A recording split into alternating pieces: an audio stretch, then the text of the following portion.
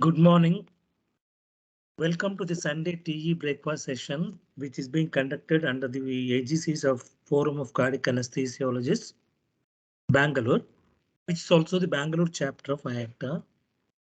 And we have Dr. Parimala Prasanna Simha, the leading cardiac anesthesiologist from Jayadeva, to moderate the session. I'll be dealing with the subject of paravalvular leak following valve replacement, especially mitral and aortic, in a very bird's eye view pattern. And I request Dr. Parimala to introduce this subject. Good morning, everyone. Good morning, sir. It's my pleasure to invite Dr. Muralidhar sir to educate everyone about the importance of paravalvular leak detection, especially post bypass, so that we can avoid future complications and deterioration in a particular case. And it is a difficult topic, difficult to diagnose and convince the surgeons about smaller leaks, which may give rise to problem in the future. Sir will help us to understand this topic. I invite you to start the topic, sir. Thank you, Dr. Parimala, for joining us. And can you see my slide? Yes, sir. Rajiv is looking good. Yes, sir. Perfect. Okay. Thank you for that. I would like to thank the FCA for this opportunity to conduct these meetings and also Dr. Parimala for joining us. And I noticed that Dr. Sanjeevani and other important people are there in the meeting, and I request them to give their comments at the end. To begin with, valvular heart disease remains prevalent all over the world. Despite advancements in valve repair techniques, valve replacement is still common in adult patients. Although physical examination can alert the clinician for the presence of prosthetic valve dysfunction, imaging techniques with the knowledge of the hemodynamic assessment is needed to evaluate the prosthetic valve function. Intraoperatively, echocardiography with Doppler is the currently method of choice used for assessment of prosthetic valves. I'll be dealing with this subject in the following headings in a very succinct manner. What is the burden of the problem? What are the prosthetic valves which are available? What are the signature jets of each particular valve? Why we should worry about paravalvular leaks? And how do you evaluate prosthetic valves, especially in terms of regurgitation? Why this is very challenging? Dr. Parimala said it is difficult task. That is true. I will mention why it is so difficult to evaluate prosthetic valves in terms of their function, especially regurgitation. How do you orient the mitral and aortic valves with the clock phase so that we can easily communicate to the surgeon where exactly is the leak? Because the TEE findings are not exactly same as the surgeon's orientation. Actually, they are different. The surgeon's orientation is absolutely different from the TEE views, and hence we should be able to communicate to the surgeon where is the leak and tell him exactly at which point in the clock phase is the leak. Assessing the severity of aortic regurgitation following a transcatheter aortic valve replacement. There are two algorithms. We'll quickly go through that and I'll illustrate the two cases which we do several of them, but two cases I have chosen to illustrate the paraprosthetic leak and how we have dealt with it. Coming to the disease burden, as many as 300,000 patients every year require valve replacement in the world. And this number will be multiplied 3 times. That is, it will become 900,000 by next 20 years. The ideal valve should mimic the characteristics of the normal valve in terms of hemodynamics, durability, resistance to thrombosis, and easy implantability. But ideal valve is not yet available, and there are a lot of research going on to give us the best possible valve in a given patient. And also we should know that a valve which is suitable for one patient may not be suitable for another patient. Coming to paravalvular prosthetic regurgitation, this is demonstrated in about 5 to 20% of all surgical implantations. But this incidence is coming down because of the improvement in the valve design and a better understanding of the valvular dysfunction which can occur. If you take the aortic valve replacement, the incidence about quoted incidence is about 2 to 10% and it about 5 to 15% in mitral position. That means that every 2 patients out of 100, every 20 patients out of 100 or 2 patients out of 10 may have paravalvular leak. The incidence is increased with the highly calcified native aortic valve or in the presence of infective endocarditis. And also when you're talking about transcatheter aortic valve replacement, if you're undersizing the valve or the valve is malpositioned, and in a patient with extensive annular calcification, the incidence of paravalvular leak may be high. In patients who have balloon expandable valves in transcatheter aortic valve replacement, if there's a periprosthetic leak, if you redilate the valve once more, most often this regurgitation will subside or even disappear. These are the types of valves. Several types are available in the market depending upon the patient's needs. I think we should add here our own Chitra valve. It should be included here. We have the mechanical prosthesis, which can be ball and cage, tilting disc, or St. Jude's. I would like to insert Chitra valve here. We can have human tissue valves, stented bioprosthetic valves, sutureless valves, stentless bioprosthetic valves, and these are the transcatheter bioprosthetic valves, which can be balloon expandable or self-expanding. And the new generation of surgical bioprosthetic valves have been devised to better visualization and there are additional features which make it more user friendly and with less complications. These are being used nowadays, especially trifecta is coming up in a big way. What are the problems with paravalvular leaks? Why should we worry about it? There are two major issues with paravalvular leaks. One is if it is not addressed, patient will present with heart failure and the symptoms of regurgitation will be present and patient will promptly develop heart failure if it is not addressed. If it is massive, of course, you cannot, there'll be difficulty in coming up bypass, but once you are outside the OR and sometimes after discharge, patients do come back with heart failure. And the second major problem is hemolysis. Hemolysis occurs especially if the velocity is high because of the trauma to the blood due because of the high velocity jets, and patients will have anemia and dark colored urine. To this two major complications, we can also have endocarditis because of paravalvular leak. The presence of paravalvular leak, especially after the transcatheter aortic valve replacement, is shown here.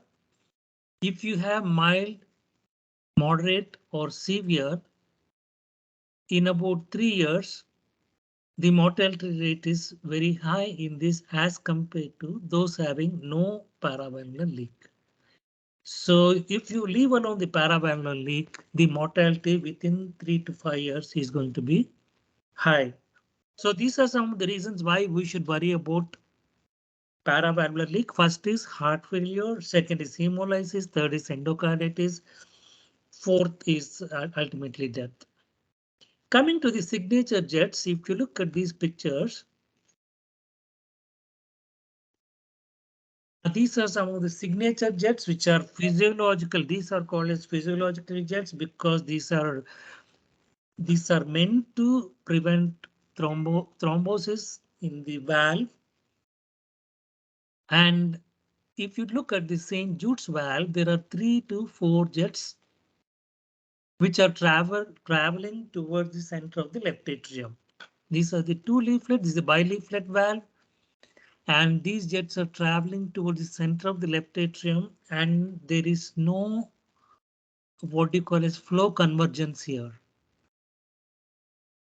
Whenever there is a regurgitation, which is of significant nature, there are four things which are happening, which we should look for. One is the flow convergence, that is the PISA formation. Then we have the vena contracta. Then we have the jet area. And the fourth phenomenon is the secondary effects of the regurgitation. The secondary effects of regurgitation in the pulmonary vein is the systolic reversal, whereas in the aortic position, the secondary effects is the holodiastolic reversal of flow. So these are the four components of regurgitation, which can be noticed if patients have um, significant regurgitation. I'll repeat that. We have the flow convergence with PISA formation. Then we have the vena contracta at the level of the effective regurgitation orifice area. Then we have the regurgitation jet itself. And then we can have secondary effects in the form of pulmonary venous systolic flow reversal in case of mitral regurgitation and holodiastolic flow reversal in case of aortic regurgitation. So these are the normal uh, physiological jets which are seen. So in a tilting disc valve, it's a central jet, and what I would like to point out that most of these jets are single color because there is not much of turbulence and they are going toward the center of the left atrium. If there is multicolored or velocity is increased, it may be a significant regurgitation. Then coming to ball and cage valve prosthesis, which is shown here, the Starr-Edwards valve, there is a mist-like reddish tinge in the center that is indicative of washing jet in this case. Coming to the tissue valves, this is the feature examples of stented, stentless, and the what do you call the implantable valves are shown here. And these are the pictures, echocardiographic pictures shown, which depict the valve function echocardiographically after the implantation. And in the last picture, we are demonstrating perivalvular leak in a patient who has undergone percutaneous valve device closure. Then coming to how do you evaluate these valves? Prosthetic valve is the evaluation is by integration of qualitative, semi-quantitative, and quantitative determinants. Some of the parameters are mentioned here. When you evaluate these prosthetic valves, we should know the date of valve replacement, type and size of the valve, what is the body surface area, what are the symptoms, does the patient have any symptoms, what is the blood pressure and heart rate at the time of measurement of at the time of assessment of the valve using echocardiography. And coming to the valve proper, what is the morphological structure of the valve? How is the valve moving? Are the leaflets moving all right? Is there any calcification? or abnormal echo densities on the components of the prosthesis. How is the valve swing ring? Is it fixed well? Is it the integrity is good? And coming to the Doppler echocardiography, the contour of the jet velocity, what is the velocity and gradient across the valve, especially with regard to mean pressure gradient. What is the VTI? What is the Doppler velocity index? Pressure half time. What is the effective orifice area? And is there any regurgitation? These are the components of Doppler echocardiographic evaluation of a prosthetic valve. This is simple to give this list, but what are the challenges? If once the patient has a prosthetic valve, especially metal valve, there is considerable acoustic shadowing of the far field structures, be it TTE or TEE. The far field structures will be shadowed. We cannot make out what is the structure beyond the valve because of the shadowing. Sometimes we cannot interrogate the Doppler with Doppler, the color, the flow patterns. Sometimes the windows may be limited. When you're doing the volumetric estimation, especially when you want to do the stroke volume, etc., to determine the regurgitant fraction, regurgitant volumes, we have to avoid foreshortening. That's a problem. If there are multiple jets, what do you do? And mostly, especially intraoperatively, we depend upon the color Doppler. And we know that color Doppler has several, several issues which have to be considered. Color Doppler is impacted by hemodynamics. The hemodynamics has to be optimal for us to get a proper color Doppler signal to be able to quantify the regurgitation. The anesthesia itself will influence the amount of regurgitation as manifested by the regurgitation using color Doppler. And there are technical factors, machine factors, which also determine the color Doppler evaluation. The color Doppler depends upon the jet momentum, pressure gradient, and the velocity. For example, MR jet may appear large if the LV pressure is high. For example, if the patient is having hypertension or aortic stenosis, for a given effective orifice area, MR jet will become larger than when the LV pressure is normal or low. Similarly, AR jet may look small if the aortic diastolic pressure is low.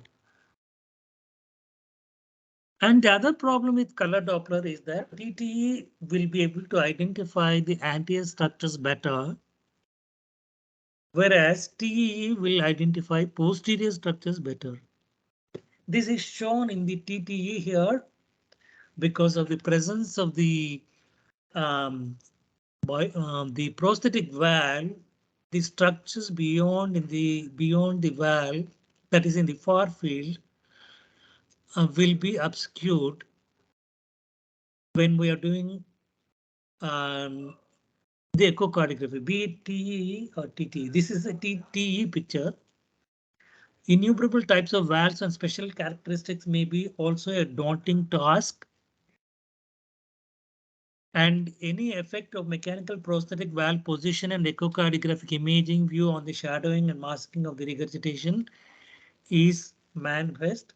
And especially if you are looking at the continuity equation, when you want to determine the LVOT diameter after valve replacement, it will be difficult because in the LV long axis view, the LVOT will be shadowed by the replaced mitral valve. So we should have already made LVOT diameter determinations before bypass and use that for calculation of the effective orifice area. To the how do you know using 3D echocardiography? Where is the jet? We have to have a orientation of the valve at 0 degrees. we are cutting through the A2 and P2 in the mid-esophageal window, and 45 degrees we are cutting through P3, A2 and P1. At 90 degrees we are cutting through P3, A3, A2 and A1. And at what 35 degrees, 135 degrees or 140 degrees, we are cutting through P2 and A2 and a bit of aortic valve. So if you want to convert this into surgical view,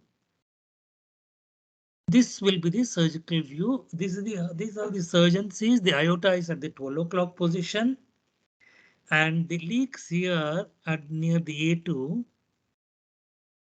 will be 12 o'clock position for the surgeon, and leaks near P2 will be 6 o'clock for the surgeon. And if you are seeing a leak near the early appendage, it will be at between 8 to 10 o'clock position. Similarly, if you're seeing a leak somewhere here, that is A3P3, it will be 3 o'clock position for the surgeon. That is between 4 and 2 p.m. 2 o'clock. So if we have the orientation which is shown in this picture, we may be able to tell the surgeon where exactly is the which clock face position, which position is the leak, depending upon the our orientation to the valve. This is our orientation, TE orientation. This is the surgeon's orientation. So this will be the lateral and this will be medial. This is anterior. This is inferior. So this is what is shown here. The clockwise designation of mitral and aortic valves from the left atrial side is shown. This is the left atrial appendage. This is the 12 o'clock position, 6 o'clock position, 3 and about 8 o'clock position here. This is how the surgeon sees, and we should be able to communicate and tell him where exactly is the leak, depending upon the what we find in the mid-esophageal windows, be it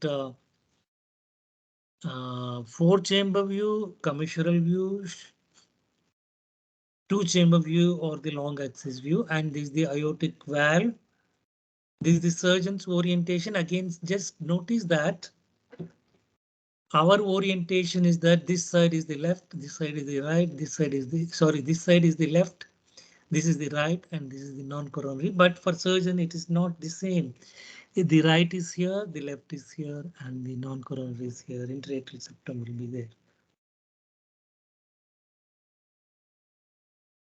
So this is how the clock phase orientation, the aortic valve at 12 o'clock position, and interatrial septum on the medial side, left atrial appendage on the lateral side.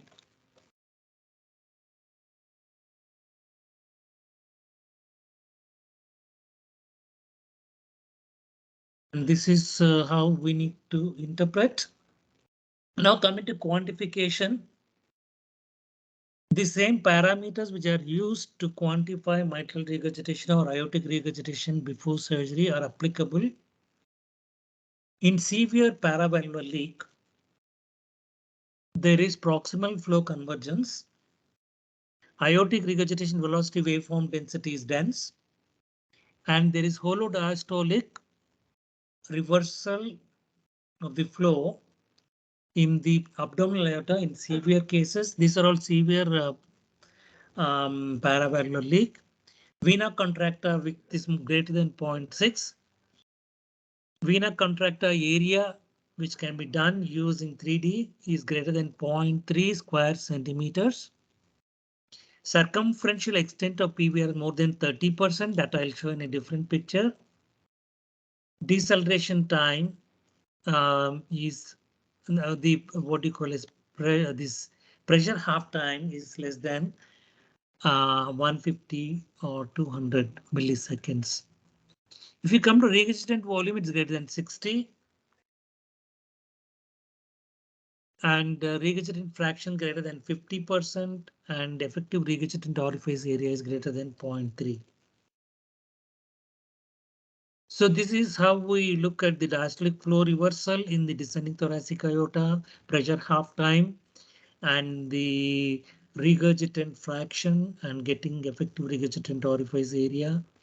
And this is a clockwise, so this representation of the aortic valve using TT. This is with reference to TTE, and this is the algorithm to this is developed in patients who undergo transcatheter aortic valve replacement. So if this can be using the algorithm, you can classify the aortic regurgitation mild, moderate, or severe depending upon the regurgitant volume, regurgitant fraction, effective or regurgitant orifice area. Before that, we need to look at the vena contracta area. What is the circumferential extent of the leak? And is there any flow convergence? What is the pressure half time? And what is the extent of diastolic flow reversal in the aorta, whether it is only in the ascending aorta or is in descending thoracic aorta or is in the abdominal aorta, depending upon we can grade it as mild, moderate, or severe. Some investigators have come up with indices which can be used to determine the severity of aortic regurgitation after transcatheter aortic valve replacement. One index is called as aortic regurgitation index, which is the difference between the diastolic arterial blood pressure minus the left ventricle end diastolic pressure divided by systolic blood pressure into 100. This is usually done on the at the end of the valve replacement or in the cath lab or hybrid lab, wherever you're doing the TAVR. And if it is less than 25, it has to be addressed straight away because the predicted mortality is very high. There are other indices which had been described in the literature. These are some of the intraoperative, intra-procedural tools for estimating the degree of aortic regurgitation. This is the diastolic flow reversal. This is the color Doppler, and this is the regurgitant vena contracta area, and the difference between the aortic diastolic blood pressure and the left ventricle end diastolic pressure multiplied by divided by the systolic blood pressure into 100. This is called the aortic regurgitation index. If it is less than 0.25 or 25%, we need to address. Similar to aortic regurgitation, the paravalvular mitral regurgitation. This is the algorithm, and you need to consider vena contracta width, vena contracta area, presence or absence of flow convergence, and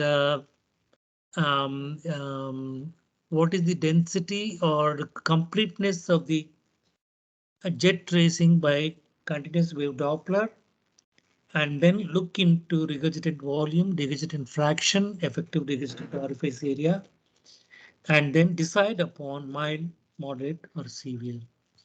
These are the approaches to mitral paravalvular leak closure. And the coming to the two represented cases, these are I'll be presenting two cases. This is a patient who underwent mitral valve replacement using St. Jude's valve about 6 months ago. He came back to the hospital after hospital discharge with progressive dyspnea for about 3 months duration. He was doing reasonably well for the first 3 months, but he had progressive dyspnea. And this is the T picture in the 4-chamber view showing significant paravalvular leak. This is the P2 area, which means that it is at 6 o'clock position. And actually there were two leaks, one here at about 6 to 7 o'clock position, and the other one at about 11 o'clock position. This was the true view picture, and this is the 3D color picture showing the leak at the 6 to 7 o'clock position and at the 11 o'clock position. This subject underwent transcatheter valve replacement. Sorry, so closure of the paravalvular luke using vascular plug. This the wire through the septal puncture gone through the defect, and the vascular plug being deployed. And this is the picture at the end of the deployment of the vascular plug. And second vascular plug was inserted in the paravalvular leak, which was at the 6 o'clock position. And the patient had uh, quite a good result and did well after that. The second case is that of a 54-year-old lady who presented with the symptoms of fatigue, cardiac failure for last 4 months. And she also gave history of dark colored urine. And she was extremely fatigable, and effort tolerance was extremely poor, and the hemoglobin was 5.5 grams. She had undergone CABG for inferior wall MI, and at that time she also had a mitral valve annuloplasty because of severe MR as a result of ischemic mitral regurgitation, ischemic MR, and this shows a para-annuloplasty ring MR. And this subject also underwent this is sort of not a big MR actually, but patient had severe hemolysis because of the high velocity across the defect para annular link annulus. So this was again closed using vascular plugs, and this is the color of the urine before the procedure and after the procedure. We can make out the degree of hemolysis patient had before the procedure, how it got cleared when the leak was addressed. This slide shows the difficulty in imaging the posterior part of the structures with TTE and anterior part of the structures with TE. And this is how the paravalvular regurgitation may be classified depending into mild, moderate, or severe, depending upon the perimeter of the valve and what is the leak area. So if it is more than 30% of the perimeter, if the leak is occurring, it is labeled as severe, and if it is less than 10%, it is labeled as mild. And you can use three-dimensional printing for predicting size of paravalvular regurgitation, and the size and type of prosthetic device which can be used to close the plug can be determined by 3D printing. And with this, I would like to thank you for being with us this morning. And the topic is now open for discussion. Any comments, questions are most welcome. Thank you, sir. I kept it a bit short. Um, Thank you so much. I hope I was clear. And Yes, thank you. there are two important things.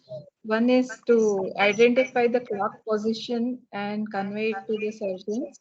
Right, right, And the other one, as sir has described, and according to 2014 valvular guidelines, guideline, patient if presents with hemolytic anemia or NYHA class 3 or 4 symptoms, right. is indication for transcatheter uh, device closure. So, any questions are there? Please ask. Sir, Dr. Nagraj here, sir. Yeah, tell me, Nagraj. Sir, thank you for the nice presentation, sir. Thank you. Thank you. Sir, sir, intraoperatively, if we have any paravalvular leak, I mean, do we grade them as mild, moderate, severe, or we'll ask the surgeon to just go ahead and correct the paravalvular leak? Because mild, as you showed in the second case, in which there was a mild mitral regurgitation paravalvular leak, which had come after 6 months, but still he had come with a symptom of hemolysis. Yes, that Because was the many of the prime. surgeons are reluctant addressing the milder form of paravalvular leak, sir. So your comment, sir. Very nice comment. It is really um, difficult to ask the surgeon to go back if it's a mild leak.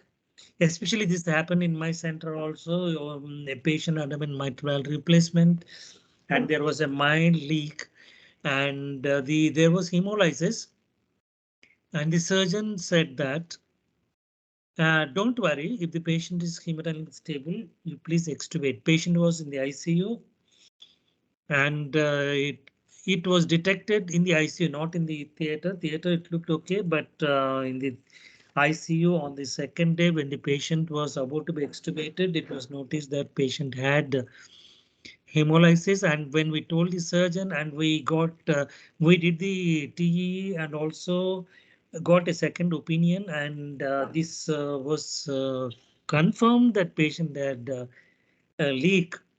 But the surgeon said, don't bother. If the patient is hemodynamic, just extubate. We'll put a device closure. That's what sometimes happens.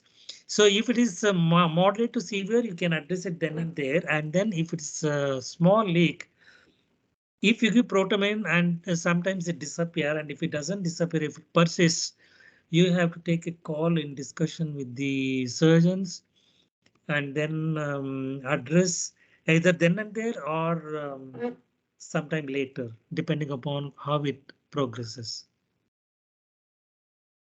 Right, sir.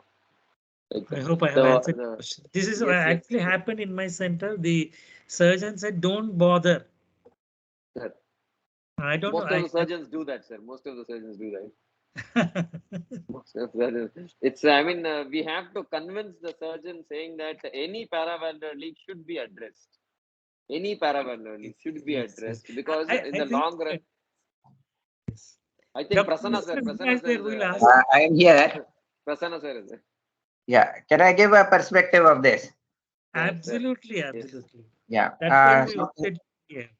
yeah. Thank you So so much. I will tell. I have certain points and which I will also be touching there. So can I make all the comments together so that at one shot? Absolutely. Please Yeah. do that. Please do that. Yeah. The first thing that I would want to comment is that one of the important things that when we are assessing the paravalvular leak is to see what is the suturing technique. Right. Now there's this discussion going on whether the surgeon should go in or not. Now the thing is that one of the things that I would like to always pay attention is whether it is a continuous suture or an interrupted suture technique. Most of us have shifted to interrupted, but there are people who are taking continuous. And if we have for any reason done a continuous suture technique, Right. where I would strongly say that if there is even if there is a slight leak, you have to go because the suture that one third of the annulus can death. In fact, we have published where some patient had been done from some other institute, Right. and four devices were deployed, and the patient had hemolysis, and we came and I mean she was passing beetroot urine and came here in severe anemia and everything, and we had to go in and remove the thing, and that is one very important thing. So another thing that is there is what is the quality of decalcification that has been done.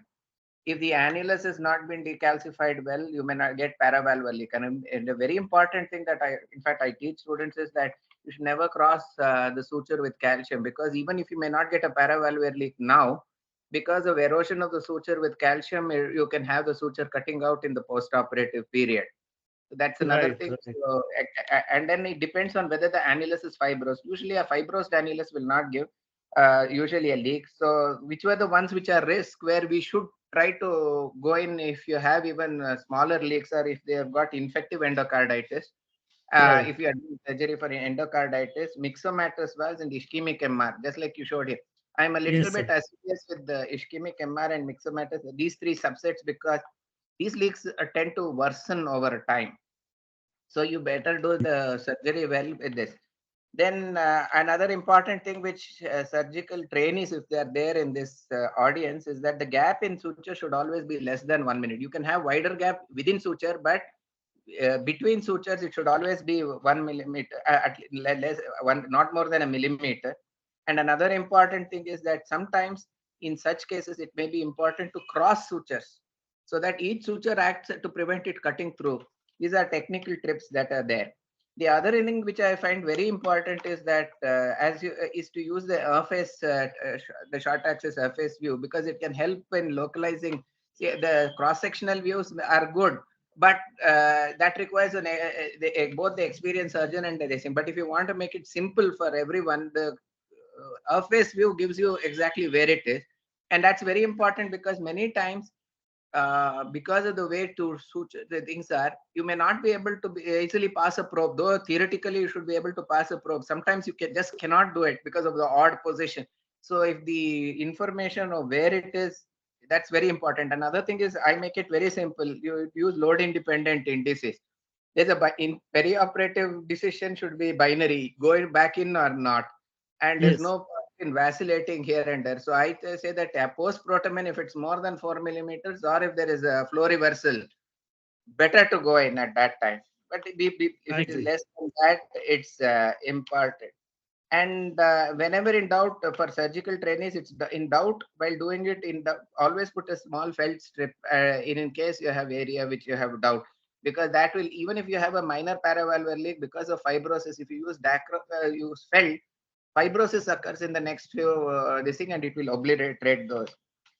And it's always important, as you have said, that we have to assess it post protomin. And as I said, the issue is now you have a small leak, and which is the one which is going to give hemolysis is the one where you have a jet which is crossing over the ring. Usually you can see a jet which, if it is directed laterally, it's okay. But if it is the jet which is hitting the ring, then that is the one which is usually going to create hemolysis. One of the other things is sometimes you even get hemolysis right on table itself. So Yes, that yes, is better go in at that time. yes. So it's not that surgeons don't want to go in, but then the issue is when you go in, what next is the issue. And many of these patients, it's not that every patient who has immediate hemolysis will persist. Based of the time, we do give them Trental and beta blockers. In fact, I tell them that if this is happening, that you can give most of them settle with the Trental beta blockers and reducing the INR, keep the INR a little lower and this thing. But but this all works for minor leaks which are less than 3 or 4 millimeters at the most. But if it's more than that, I would definitely say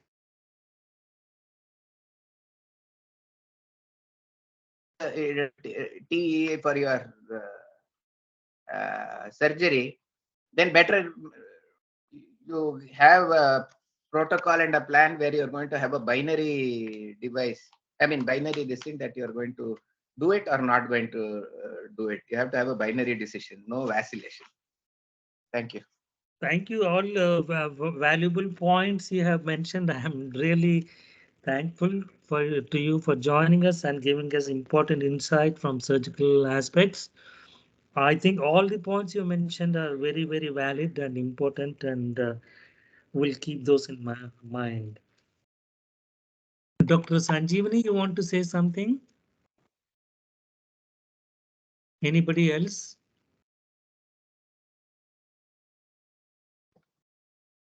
Dr. Sanjeevani, any comments from your side? Hello, good morning. It was a lovely presentation, a really difficult topic, and Prasanna added vital tips, of Yes, course, yes, for yes. the surgeons, and we can also, teach, not teach, but suggest new younger surgeons, and certainly it is a difficult one. I just wanted to ask, I mean, how many, uh, how do we diagnose it, even if it is patient is not having any anemia or any failure, do we address it if we see it on a routine echo post operatively? My take, we will request Prasanna also to answer, but my take will be if the patient is asymptomatic and there's no hemolysis, we just have to follow the patient periodically and then determine whether any intervention is needed. If it is asymptomatic, uh, also we have to look at the cardiac function. Is the regurgitation causing any disturbance in the cardiovascular status with in terms of ventricular dimensions, etc. We need to take that into consideration and then go ahead, take a informed decision on that. Dr. Yeah. Prasanna, you Yeah, are this is what we also practice, that if it is asymptomatic leak and a small leak which has got no hemodynamic bearing, we observe. What we generally do in those patients is that we put them on Trental beta blockers and keep the intent. If you are anticoagulating them, keep the intensity of anticoagulation a little lower. But if there is continued LV dilatation failure, I mean, even if and there is failure of regression of the ventricle, and LA continues to dilate, for example, in MR, LV volume start increasing, then you have replaced MR with prosthetic paravalvular MR, and you yes, need to go in there. But yes, mild yes. leaks and if and another thing that you can do is you can get the LDH and free hemoglobin and all those things in the urine done if you have in cases where you are doubtful. Correct. I agree. I agree. But many things we have seen many cases where over a period of 3 to 6 months those leaks disappear. So whether to go into it, that's why people they think whether you need to go back in or not. But my general saying is if it's more than 4 mm, it's not going to come down. So if you have got an I opportunity on the table, it's just another short CPB run. But where is it? You have to be pretty sure where it is. So Uh, another trick which I tell young surgeons if they are there and the thing is always tie your mitral sutures posterior and leave the last sutures to be tied is the anterior suture. Suppose you get a gap there, that is the area where you can see. Whereas some surgeons will tie easily see in anterior sutures and then struggle posteriorly and then have a paravalvular leak posteriorly when it cuts through. So better to have a leak in an accessible area than an inaccessible area. Then the should. surgeon can operate by sight and not by faith when he's patching it. Thank you. uh, Thank you. Thank you. Another thing, Dr. Prasanna really told us about debulking of calcification. That is a very important point. And Yes. with mitral annular calcification, Dr. Prasanna, is it going to be more difficult now? With Oh, see, MAC has always been there. It's not that we have not been having MAC. So you have to decalcify. The important thing, and this is something which Dr. Tendulkar had taught us always, is when you have all these calcification are not, though they look like that, are not contiguous. You can always decalcify, and an important thing at that stage is to take the bites between the blobs of calcium and not through the calcium. mhm. That is one thing. If you have a doubt in such, and sometimes when you are faced with a bar, you can put a collar and stay higher up in the LA or suture the thing into the LA wall. We have done that at times. I have done it at times when I'm faced with terrible calcium and you think that it will crack the LV posteriorly in old frail ladies. You just we then place a Dacron or a PTFE collar all around and create a virtual annulus at a higher level and implant the valve there. So that requires a little bit of assessment and care. And But as far as possible, make the annulus pliant. Another small trick is, and unfortunately that doesn't happen, is when we were having such things, we don't have the Star Edward valve now, but the Mira Edward and Star Edward had a spongy annulus. And that would actually accommodate through the troughs and the hills of the mhm. uh, annulus. Unfortunately, we don't have that. And nowadays, with the to make the to talk, they make the sewing rim thinner and thinner to make the Mhm. effective orifice area bigger for a given valve. So that has got a higher chance when you are doing. But that is, I mean, we cannot do anything about it. But the spongy thing was a very good thing, and you would hardly see paravalvular leaks in Yes, Star yes. Edward. I was about to ask this. How many times you have noticed PV leak in Star Edward or even? The very design of the spongy thing was such that it could accommodate the troughs and the hillocks which were formed by irregular calcium. That's another very important thing why you have to smoothen the calcium and everything, because you may have tied down, but you will have a rock on one side, rock on the other side, a gap in the middle. Right. Very nice. Muralidhar, can I ask one more question to Dr. Prasanna? Yes. See, nowadays we get heavily calcified aortic valves. So, is it advisable to remove calcium on this aortomitral continuity side also, which is affecting mitral valve also sometimes? Yes, I do. See, for example, now we are doing a lot of Ozaki procedures, and to suture, you cannot with the 4 or 5 needle, you cannot go through. There's no way. You have to debride aggressively, and you need to be able to debride carefully. Debride.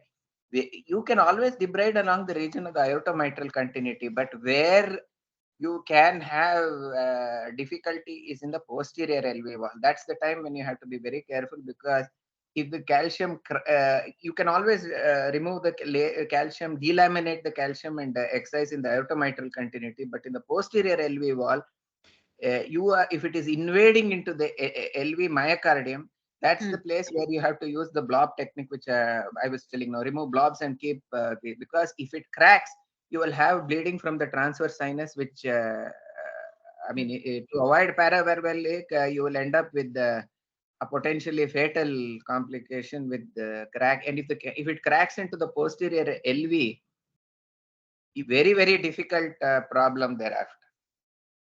But across the aortomitral continuity, you will be able to decalcify. I have done it time and again and shown both residents and junior consultants, or sometimes they call me to do it and I do it for them.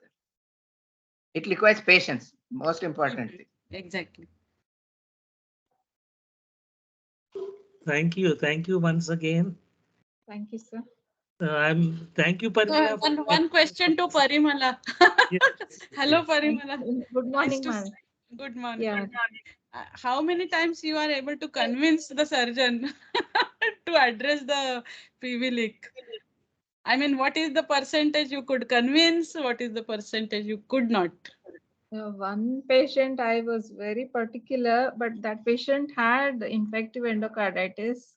Okay. And unfortunately, we could not convince, and later patient succumbed after 6 months or so. So that is one difficult case. Patient had paravalvular leak. Also, there was an abscess. So some patients are difficult to handle for the surgeons and for us to convince also. And some patients come back for surgery, and sometimes patients are not suitable for redo surgery. So it's a difficult topic only. And one more thing, the last thing.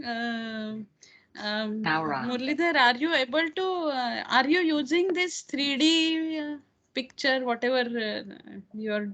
We have started to use it in the last 6 months to 1 year.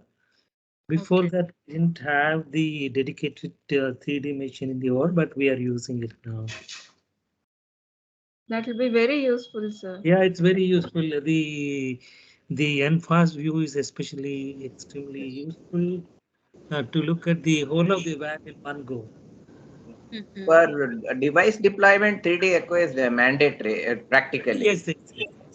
And for surgeons, all surgeons want 3D echo. Unfortunately, costs.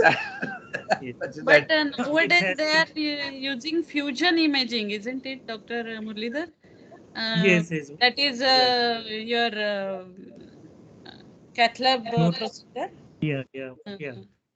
Fluoroscopy, angiography, and fluoroscopy and TE and angiography. Yeah. Angiography, all those.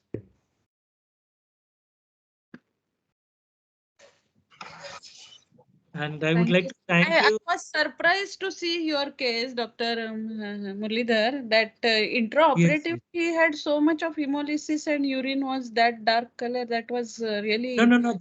This is not intraoperative. This is when the patient came back.